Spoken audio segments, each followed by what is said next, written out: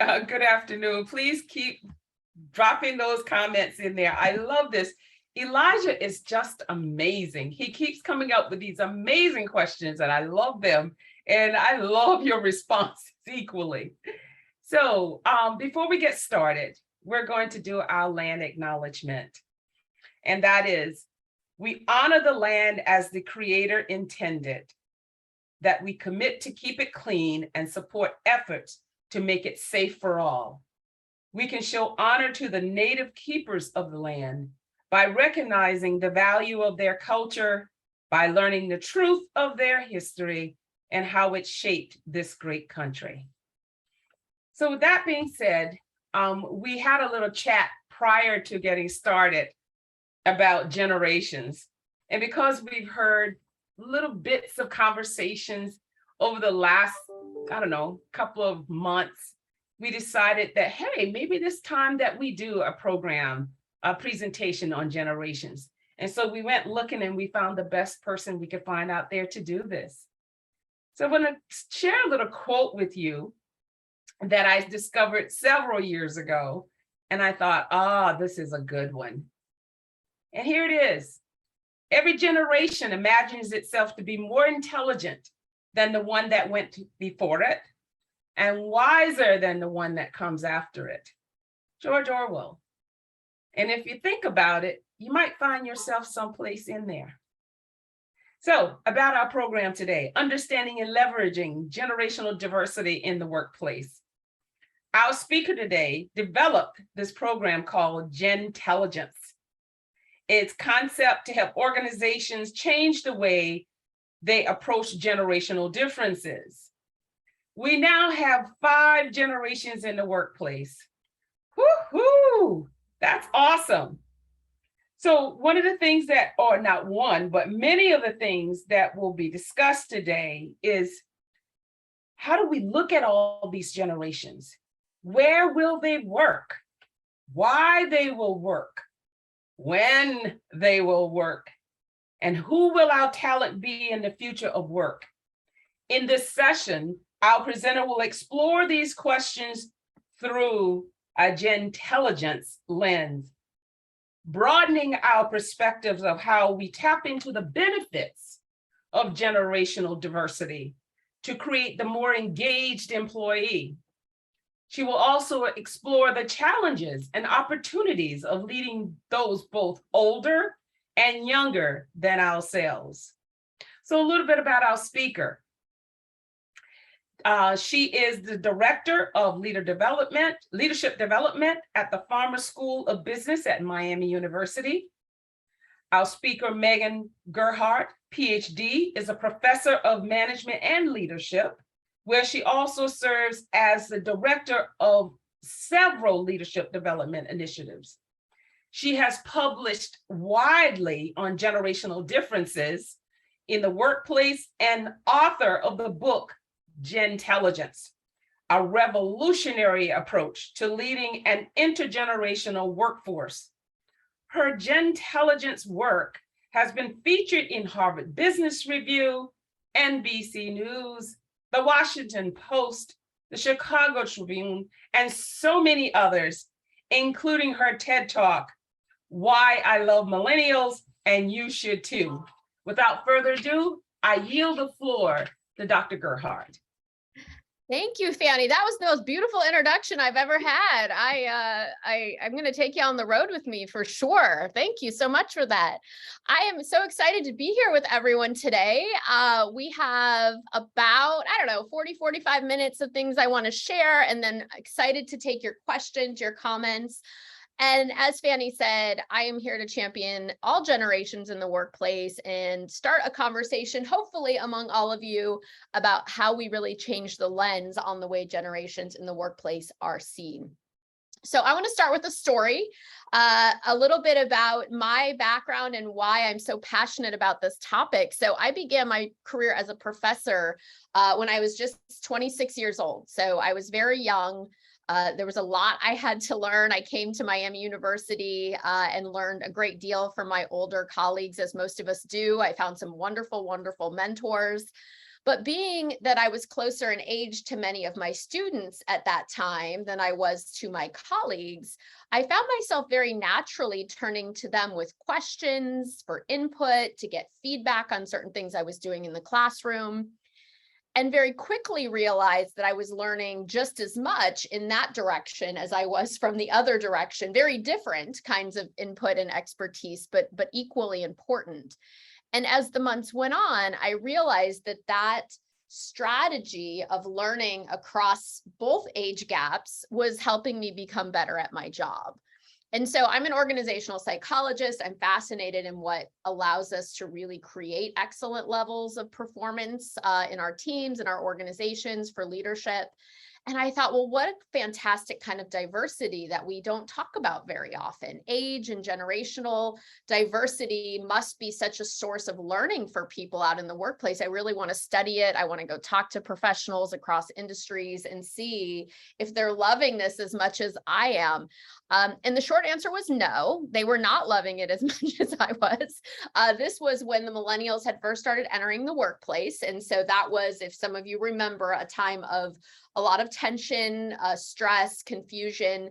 And so I just became fascinated as to why my viewpoint on this was so positive and why in general it was tending to be viewed in a really negative way as a source of conflict. And so that started me on this path. As Fanny said, I co-wrote a book with two actually millennial former students of mine that came out in 2021 and have really been traveling all over the world to talk to different people about their generational challenges and seeing if we can turn them into opportunities. So to set the stage, we know that every workforce is multi-generational. It will be, this will be a continual issue that we'll have. It's never going to go away.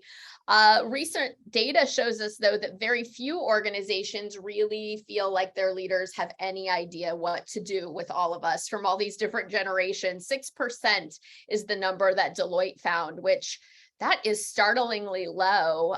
Just to throw in for this audience, because of your expertise, you can find some slightly different numbers on this, but one of the most comprehensive studies of this found that age, which we'll talk about is a little different than generation, but certainly intertwined, is only included in 8% of DE&I strategies, which is very interesting, right? It is a form of difference we don't have control over, but yet it is very rarely included in our DE&I strategies. So this is the generation gap we want to talk about. And I want to say the same thing that I said to Elijah and to Fanny before the call, which is if you've been on a training or gone to a talk where somebody put up slides that said the name of your generation and the 4 things you went through and your attitudes and your behaviors, I am not doing that today. That is stereotyping, and people don't like to be stereotyped. We're not all one box. We can't capture everyone in a generation in a neat and tidy way. That's kind of lazy. So I don't do that. I want us to think about our generation as a backdrop for who we are. I snagged this from a friend of mine who works in DE&I who said, you know, when you talk about generation, you should then have a comma. So I'm a Gen Xer, comma, and now here's all the other things about me that are important. So I love that. It's not mine. I can't take credit for it, but I love it. But this is what I want to talk about today, is generation as a form of identity. So if we think about it this way, which is the way I love to talk about it in my work, we can view generation as one layer of who we are. And when we view it as layers, of course, then we can layer things like age, life stage, gender identity, race, ethnicity, religion, socioeconomic status, cultural identity, all of those wonderful things, so on and so forth, that make us who we are.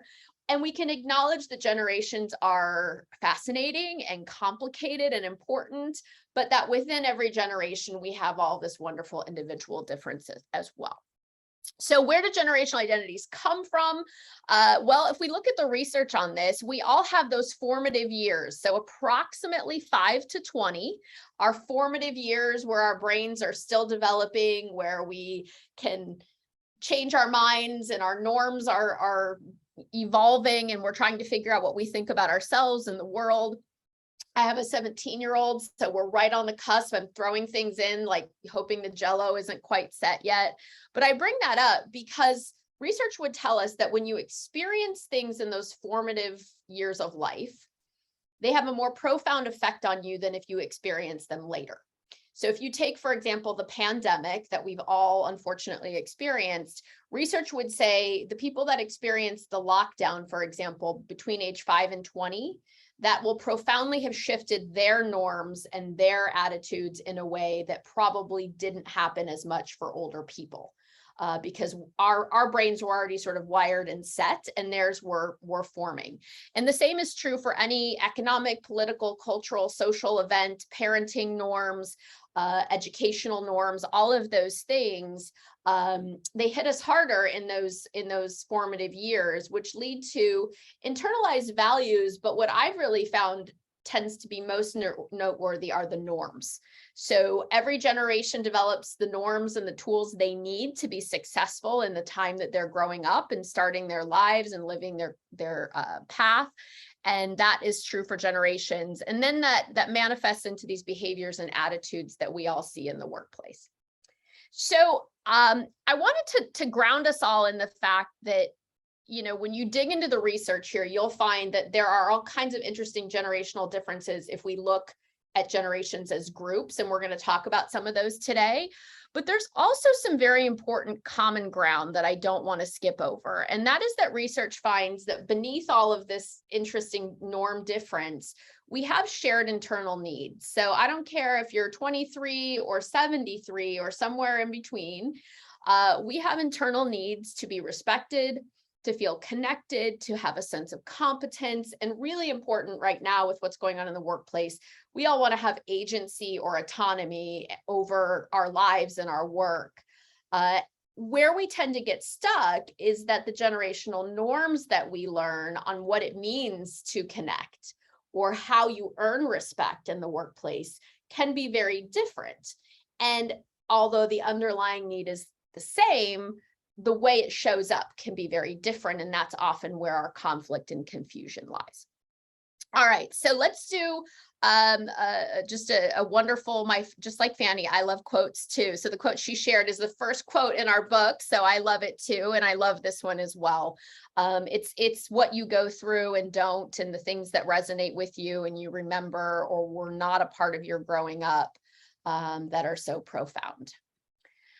Okay, so I'm going to share, because there can be some confusion on generational years, just a level set here. I'm going to acknowledge that these tend to be North American. Primarily, the generations here are ones we use in the United States. I've done some talking in Canada, and those are consistent there. The UK uses these as well as Australia. But if you are anywhere else in the world, we're going to have a slightly different or dramatically different categorization. Some cultures don't even use generations, but that's another webinar that we'll do some other day. But so for our purposes in terms of the generations, I use the years that were established by the Pew Research Center. And I would say that we do have 5 generations in the workplace. We are getting closer to 4 because most of our silent generation have retired, not all of them, but almost all of them. Queen Elizabeth was our last world leader of the greatest generation, so we really don't have many of our greatest generation even left in our population, unfortunately. But primarily we have our boomers, our Gen Xers, our millennials, and then our oldest Gen Zs. So Gen Zs are right now anywhere from 10 to 25. So we have about half of those Gen Zs are in the workplace and half of them are still in school. And then I gave a nod to the next generation, Gen Alpha. I don't love that name, but when you start with X, you run out of letters really quick, right? We got to hop to A. So I'm working on a new name for the next generation. Let me know if you have ideas. But that one's front of mind for me. I'm doing a project for the Girl Scouts about the next generation of the girl and what they will need to do to stay relevant for that. So always something interesting. I said I wasn't going to stereotype generations, and I meant it, but what I am going to give you is a bit of a narrative around those formative events and the idea that we as people within these generations have very valid reasons to have different lenses and views on the world when it comes to some things. So this is going to be a top of the iceberg narrative. We dig into this a lot in chapter 2 of our book. So if you're intrigued and you want to read more about your generation or one that you're struggling to understand, there's a lot more where this came from. But for the purposes of the call, I'm going to assume we probably have boomers, Gen Xers, millennials, and potentially even some Gen Zs. And I'm just going to do a quick jump into the narratives of these generations, particularly how they fit together. So a little bit of connecting the dots here, and then we'll move on to Gentelligence and how it can help us leverage these great differences. So I want to talk, first of all, our baby boomers, who are still a substantial force in our workplace. They are the only generation recognized by the US Census, so of course named for that population growth after World War II. And our baby boomers are known for so many things: social change, civil rights, women's rights. I want to talk specifically, because we're focusing on the workplace a little bit, the idea that our baby boomers had this opportunity, but also this expectation to create things for themselves and their families that their parents and grandparents did not have the opportunity to create. And there's a lot of things we could put under that umbrella. But for example, in terms of workplace and wealth, these were the children of people who had just gone through depression and war, and they were suddenly in a relatively peaceful space. There were obviously still wars and conflicts, but relatively contrast to World War II and the Depression. They took advantage of those opportunities, and we saw our baby boomer generation have an extremely strong work ethic about building success and driving change. And this looks different for every person, of course, in that generation, but our baby boomers were the generation that coined the word workaholic. So success for baby boomers often meant number of hours worked, title, position in the hierarchy, status, promotions, really almost a pressure, but also a drive to create a better future. And we could apply that to civil rights and women's rights and all of those things as well. So the baby boomers working very hard to bring opportunity for themselves and their families. The oldest baby boomers gave birth to my generation, Generation X. I would like any Gen Xers on the call to shout out in the chat. And the reason I say that is Gen X is the smallest generation we have, often ignored. But right now, I find in my talks that Gen X is having a real moment, because there's a good amount of us in sort of prime years of our careers. And so let's hear it for the Gen Xers. I champion all generations. I give a special shout to Gen X as my own unsung generation. But Gen X started when the population, there you go, thank you. The population fell for the first time since World War II. So that was our auspicious start. When the population dropped, we began. X was just meant to be a placeholder name, but it stuck. Sort of an in-between, mysterious mark that no one quite knows what it means. And Gen Xers, the thing I love to say, you can say lots of things about every generation, but the thing that I love to talk about is how we were the last generation of children to be seen and not heard. So the world was still perceived as relatively safe. We were given a lot of independence because of those hardworking parents that were working all those hours. There was no daycare yet, really, not widespread chain or workplace daycare for most of us. So we were the latchkey kids, right? And just to give you a sense, my students today have no idea what that means. So you always have to check yourself about your generational lens. But it was a time when we had lots of independence, and success for our generation meant autonomy, maybe more so even than other generations. So when it came to choosing our careers and deciding what work was going to mean, a higher percentage, this is the way I like to talk about it, a higher frequency of Gen Xers pushed for work-life balance than what we saw in the baby boomers. Not all of us, but more of us, that we didn't want to work 70 to 80 hours a week. What about our free time? What about balance? What about, those kinds of meaningful work? And you can imagine how that was perceived by a generation of parents and grandparents who had been dedicating themselves to hard work and career. We earned from that the nickname the slacker generation, and it's all relative, right? So you don't want to work that many hours, you want balance, that's perceived as being a slacker. Well, now we're going to move to the most discussed generation ever of our millennials. This generation, I get a question a lot. Why are the millennials not defined by the year 2000? Otherwise, why are we calling them the millennials? Which is a great question. The answer is that this is the generation that would, quote, come of age during the new millennium. That is where that name comes from. And it was ended in 96 because we wanted everyone in the millennial generation to have a live memory of 9/11. So the idea was you had to be at least 5 to have a memory of that event. And so that was how we cut that generation. So it's a little bit of an art, it's a little bit of a science. But our millennial generation is known for all of those things, like being the first digital natives. We can say tons of things about them, but the highlight I want to give for you today is, unlike the Gen Xers, who were children should be seen and not heard, left to our own devices, the millennials were the first generation where children were largely moved to the center of the family. Their needs, their schedules, those things, just as a social movement, became very central to the family. And if you look at it from a background, the boomers, the youngest boomers who had been sort of at this, this working hard, nose to the grindstone, were working hard to create opportunities, and the millennials were largely the recipients of those opportunities. So there was this movement to think what would be possible, and I think all of you in your areas of expertise will understand this, what would be possible for our children if we gave them opportunities and development early that were not given to children prior to that, at that level. So Mommy and Me, Gymboree, itty bitty soccer at age 3, Spanish for 4-year-olds, Fanny's laughing because I'm right? We just this really strong interest. And of course, higher socioeconomic groups did this even more so.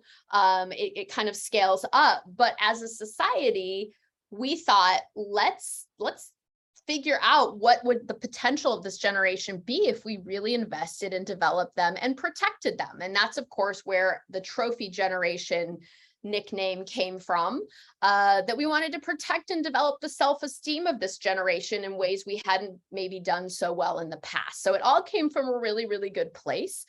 But then what happened was we had families where the children's needs, their schedules were dictating the family schedule, family dinner, where our money was going. And then when they went to college and then to work, this idea that their needs were central and that they had a voice in the way things worked went with them.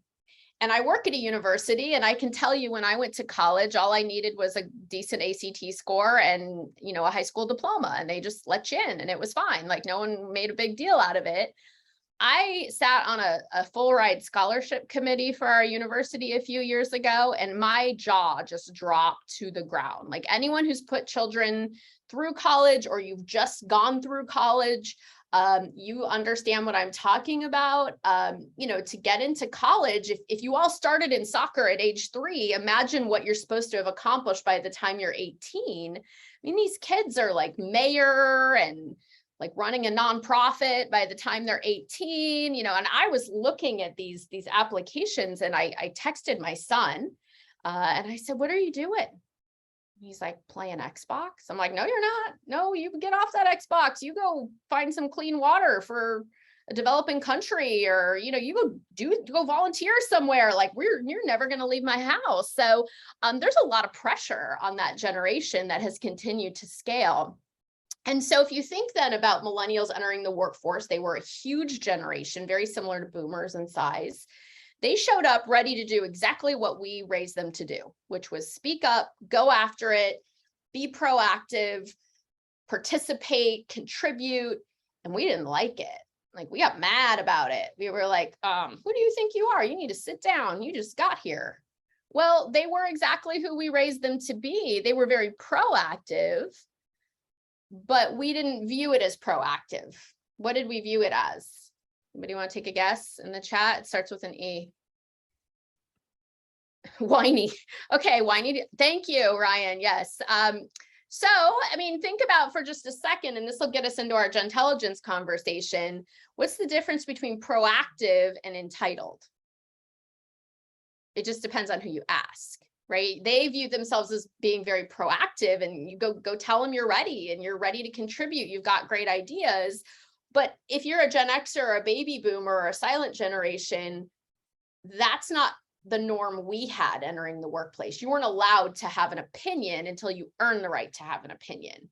And that isn't how we raised our millennials at all. They earned the right by, being who they were. And there was a little bit of a bait and switch. My early speaking were a lot of managers who were silent generation and baby boomers who had kids who were millennials that they were raising to go after it and go tell your teacher you don't get B's and go tell your boss you're ready for more responsibility. But then when their employees were doing it, that was a challenge. That was really difficult. So lots of great things to dig into there. And then finally, I do want to say, particularly because of your focus about Gen Z, I get lots of questions about Gen Z. The verdict is still out. These are, as I said, 10 to 25-year-olds, so I don't want to get too carried away. But I can tell you a little bit about what we know based on the research that's coming in. So if we talk about formative events and maybe some things we're seeing unfold right now, I want you just to think about how your perspective on life in the world and your place in it would shift if you had experienced all of the chaos of the last 5 or 10 years as a child or as a teenager. So thinking about things like fake news, how we now have technology that controls the news we see.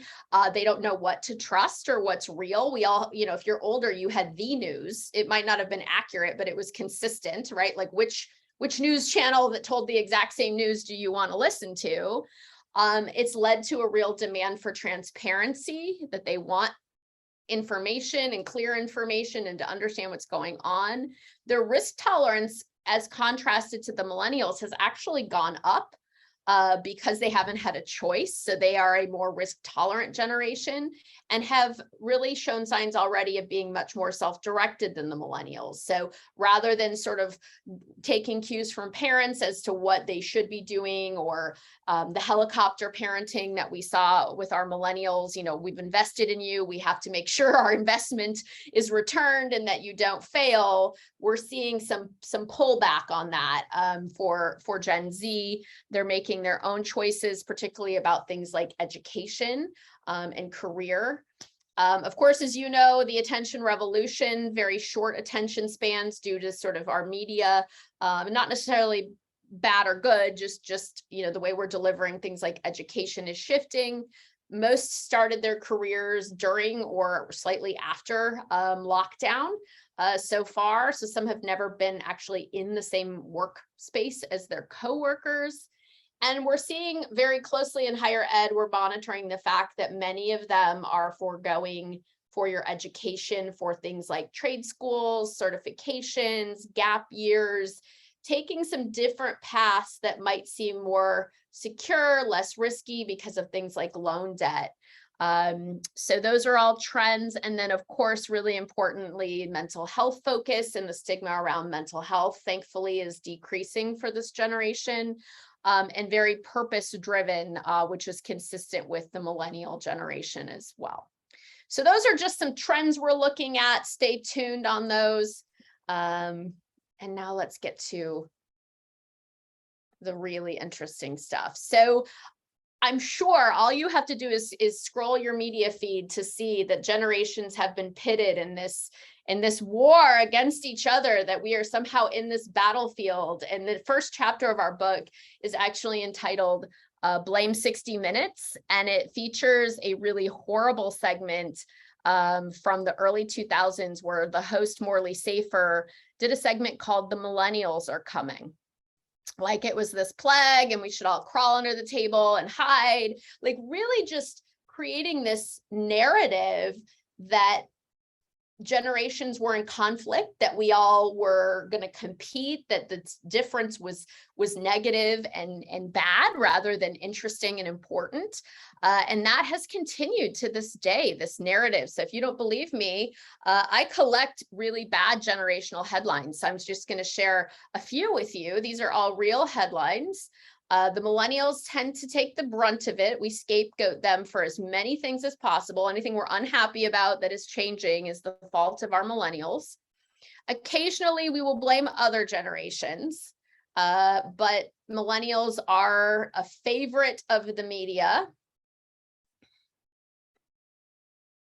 And that is an actual Time magazine cover. Millennials are lazy, entitled narcissists who still live with their parents. The bottom of that cover did actually say why they will save us all, but that's not as edgy and funny, so I cropped it. But it is true that we still to this day have this narrative around the millennials that because they are such a different generation than what came before them, there's something wrong, rather than saying, that's fascinating, what can we learn from that? How can they help us move forward? There's a strong determination to scapegoat them in that way. And then, of course, in 2019, the phrase heard around the world that went viral, "Okay, boomer," which was great for my career, by the way. So I thank Gen Z for making that popular. But for those of you less familiar, "Okay, boomer" was started on TikTok. In response to really Gen Z feeling like they were starting to be treated the way we had treated millennials for a long time, which is talking down to them because they were young and assuming that their point of view didn't matter or wasn't relevant and what could they know. And when you get a front seat to how we treated that millennial generation, they very quickly put their foot down and they use the digital tools they're better at than the rest of us, and they made this go viral. So the very first article I ever wrote for NBC was actually on "Okay, boomer." It's actually been pretty interesting. The Supreme Court heard a case about whether saying "Okay, boomer" at work could be considered ageist. And so it is a little thing that has become a bit of a big thing. I have an 11-year-old niece, and she says "Okay, boomer" about every 30 seconds. And my dad is a baby boomer and he hates it. And over summer break, he took me aside and he said, "Can you do something about that?" I said, what do you think I'm going to do? And he's like, "Isn't this what you do for a living? Like, can you make her stop?" I cannot stop 11-year-olds from saying "Okay, boomer." I do not have this level of power. But what I can do is take you to the term that I created about 6 or 7 years ago now. As Fanny said, it's called Gentelligence, and I hope when you hear it, it just immediately makes sense to you. So Gentelligence is about changing this conversation. It's about stepping back and realizing that what we have in front of us is a very powerful diversity of thought. It's a diversity of perspective and experience. It's different kinds of wonderful expertise that we learn by going through life in different periods in history. And that if we choose to look at it this way, it is an opportunity. And unfortunately, it is most often looked at as a threat. So the goal is to change that. And I thank you all for tuning in today, because that is our goal. Because there is a cost to this negative narrative, as funny as it sometimes is, and your phones will probably be listening to us and we'll start showing you these horrible generational headlines when we get off the call. But we know through research that if you have generational conflict, if people are not feeling valued and seen for their unique perspective in all of the ways, and you know, in the DE&I space, there's a lot of ways that this shows up, but for our purposes, you know, these are the things that end up happening. Right now, the Great Resignation is largely happening because people don't feel valued and appreciated. And one part of that is, you know, it's happening in every generation because our baby boomers feel like they're being edged out.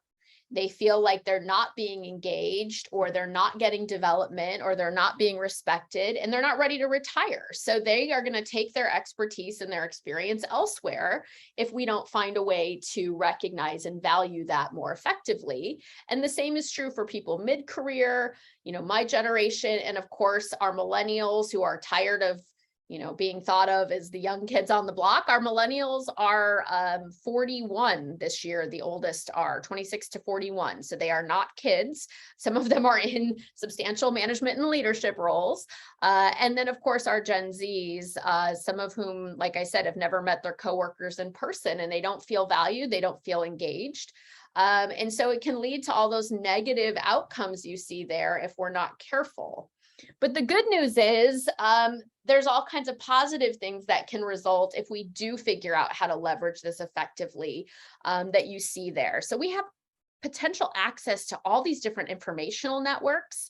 If you ask people across generations how to solve a problem, you're going to get such great different strategies if you're willing to listen. And then what would be possible if we merge those together? And so that is what I really want to talk about, that we can innovate, make better decisions, perform better, connect with each other better, and create that wonderful engagement and productivity that we crave.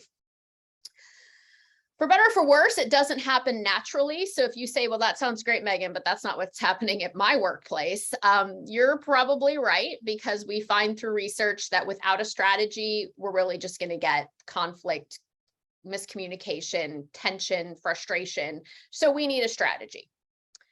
This is a better headline. So as Fanny mentioned, Gentelligence was featured in Harvard Business Review. It was actually their big idea piece for March. So we were thrilled about that. And it has absolutely opened up a huge new audience for us for this conversation.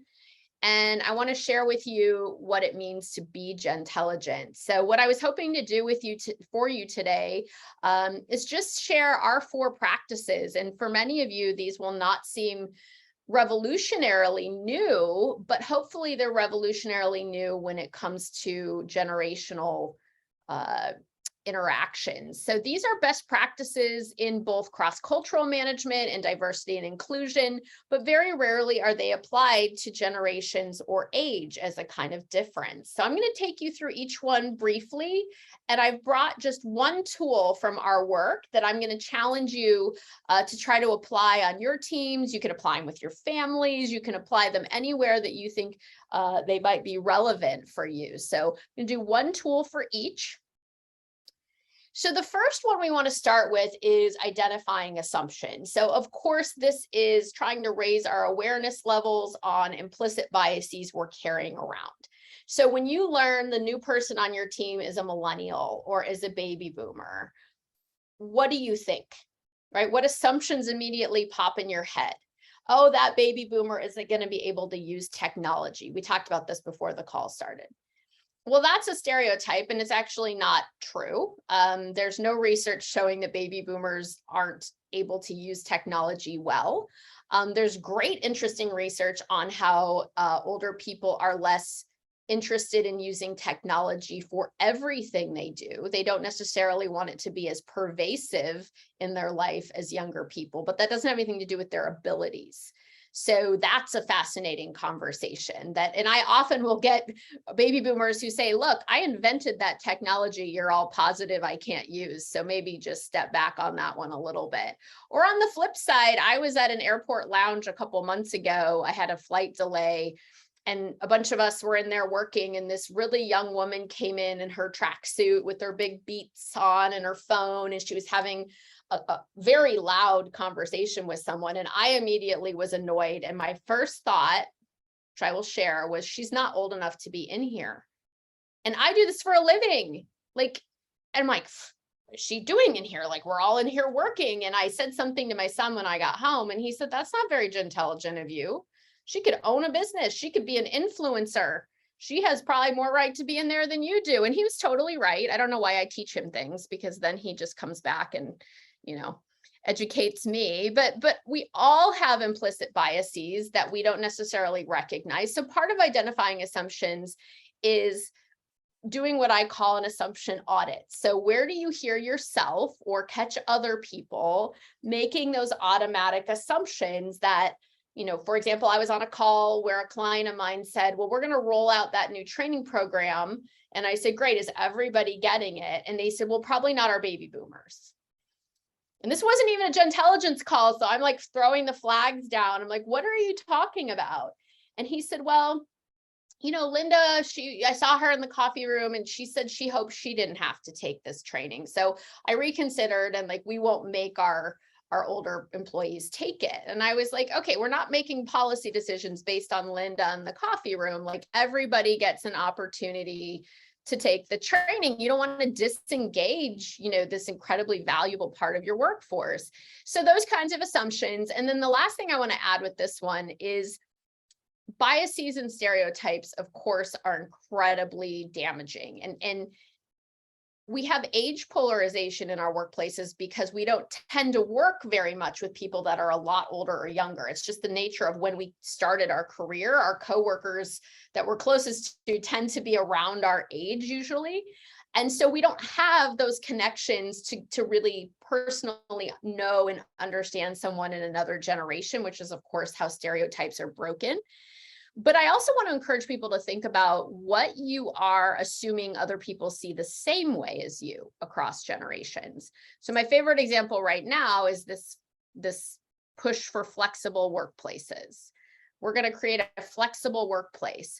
Well, what does flexible mean when you're 26 versus 36 versus 46 versus 66? What a great conversation to have. When I say flexible workplace, Elijah, what does that mean to you? Or when you think about hybrid, what does that definition mean to you? Like when I say that, what does that mean? Or connection, or whatever word you're talking about, what does it mean to you? And in opening up that rather than assuming we're all using the same definitions. The second practice is my favorite one. It's called adjust the lens. And the best way I can describe this to you is to think about the last time you traveled.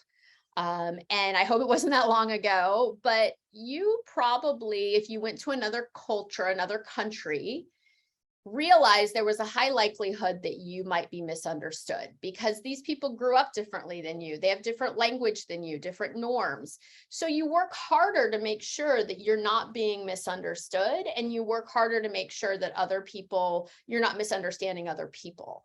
So if we could bring that same mindset into our generations, imagine what would be possible when we're working across age differences. So the tool here is really power questions. So you see a behavior at work from someone younger or older that does not make sense to you and you're getting frustrated about it. Be curious, not judgmental. There's another important quote that's relevant here.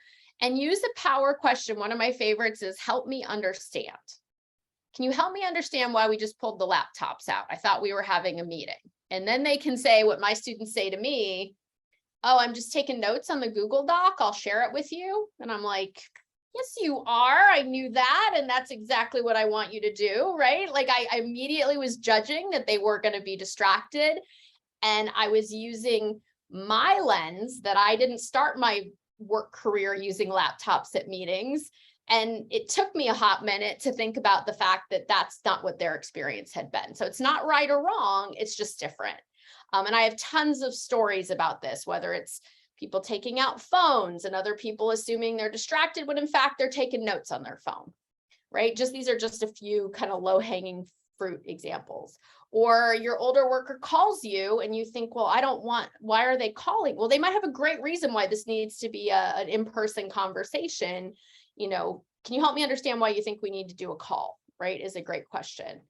And then I threw that question when you say flexibility, when you say success, when you say whatever it is, what does that mean to you, right? So realizing we're looking through our own generational lens, and then instead of judging other lenses as wrong, getting curious about what need is being expressed here, maybe in a different way than I'm recognizing it, and really getting curious about that.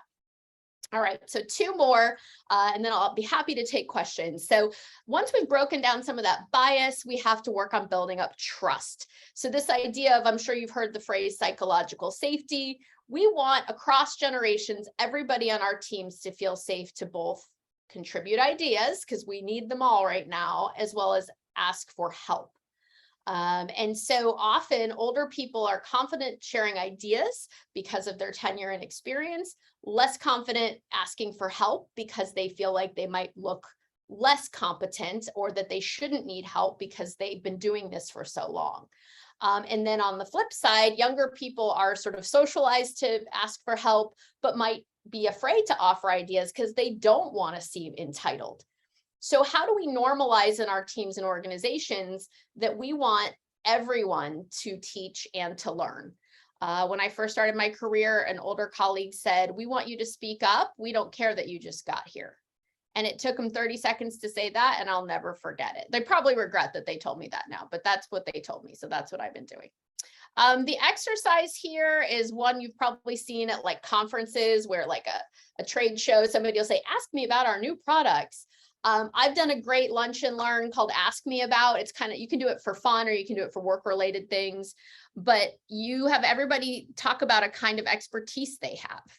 You know, whether it's like, I'm really great at using Instagram, or I'm amazing at closing a sale, or I have a way to make every kid, you know, be able to tie their shoes in less than 15 minutes. I don't care what it is. Like it's whatever your kind of go-to power is, that you have permission to tell people. And then people can say in the chat or whatever, like what they'd love to learn, right? Like, "Oh, I would love to learn that trick," or "Would you show me how to use Instagram?" Right? So we're normalizing that, and it's also a lot of fun. So there's some other tools in our book that we talk about. And then finally, last one, the practice we call Expand the Pie. This is all about the fact that we're in this together and we need to break away from this like us versus them false competition that's been depicted out in the media. And so if you can get everybody on your team focused on what your shared mission is, like, do we all understand where we're going? And then invite different strategies to get there. That's where we're able to create this expanded pie, this mutual benefit, creating more together than we can separately.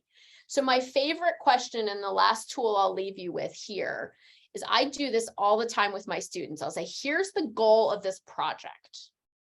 How would you do it?" And you open that floodgate, because particularly young people love the questions. They want to give input. They want to be heard. And, you know, some percentage of it's not going to work or it's going to be impractical, but there's going to be some great stuff in there. And then this magical thing happens is when you ask for input, either from an older or younger person, they feel respected, they feel heard, and then they're much more likely to listen to you, because then you can mentor or give feedback or ask questions, not to lecture, but to guide and help build and help strengthen what they said.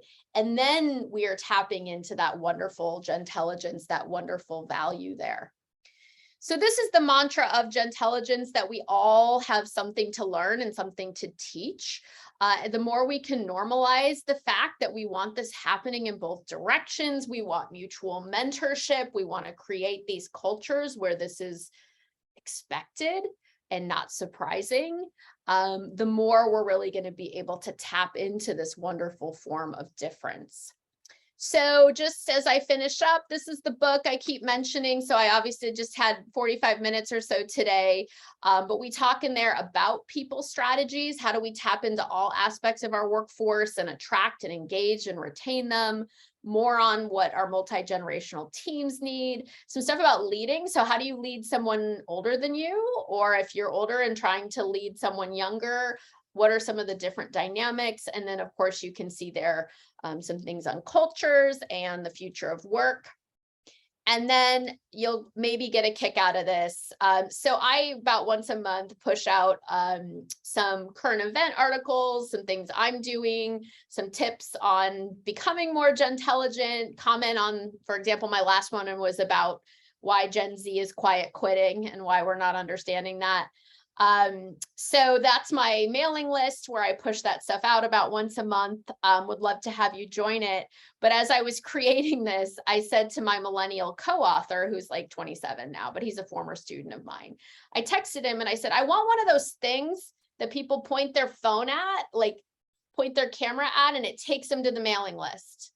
And he's like, a QR code. You want a QR code? I'm like, I don't know, like what that thing, I want it. And he's like, well, you can make one here. I'm like, oh, no. I want you to make it, because if I make it, I'm going to make it wrong. And that's part of the reason I have you. I'm being Gentelligent, I would please like a QR code. And so that is the one that my co-author Brandon made for me. And it does work because I didn't make it. But I do have a training exercise that you can try with your teams that I send for free. As soon as you sign up there, it'll just send automatically to you. I'd love to have you try it and see where you go with it. So with that, I'm going to turn it back over to Fanny and Elijah to see if we have questions.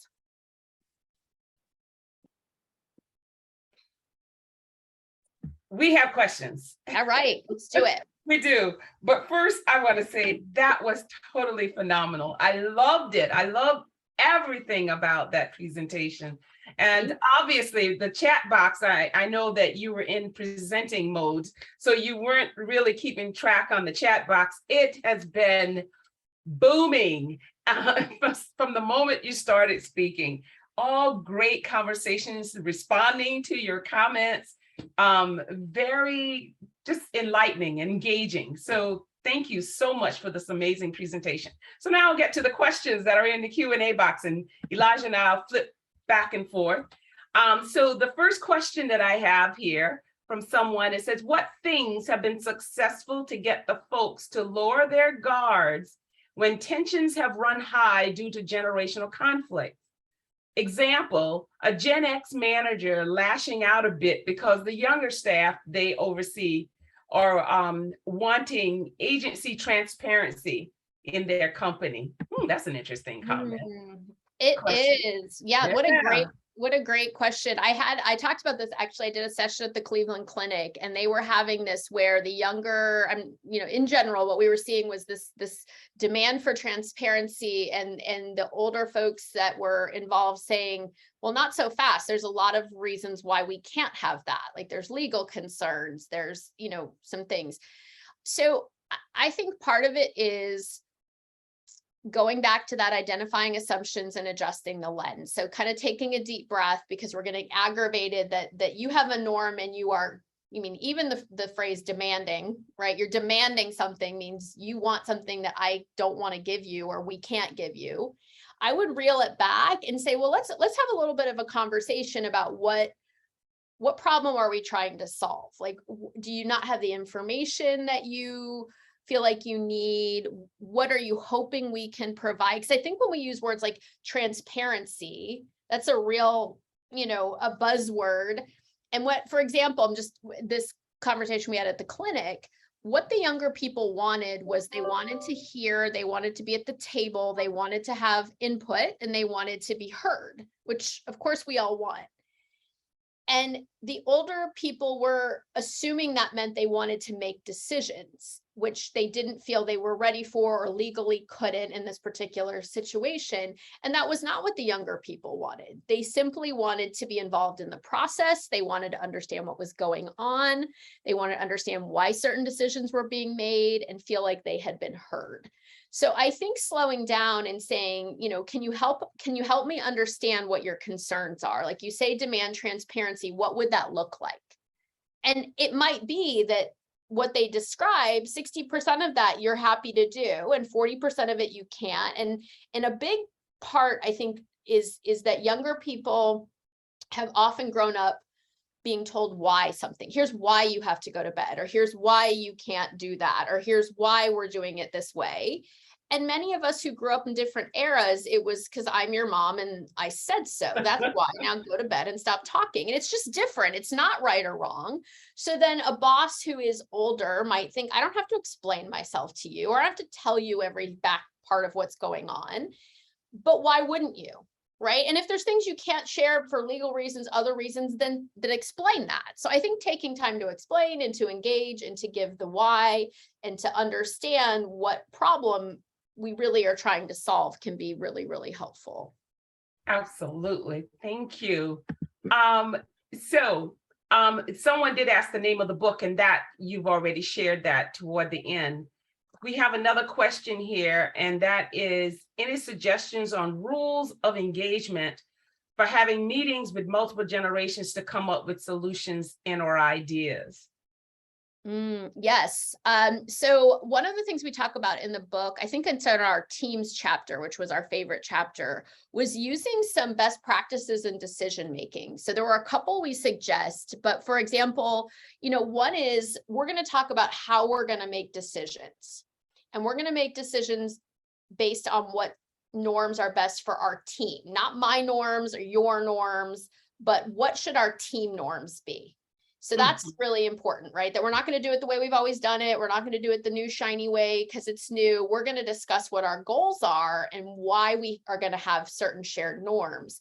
But then in terms of decision making, for example, using the technique where, let's say we're going to do a brainstorming session, everybody has a chance to come up with ideas on their own. They're all submitted either, anonymously or ahead of time, and then they're all presented so the ideas can be evaluated based on their merit, not on their source.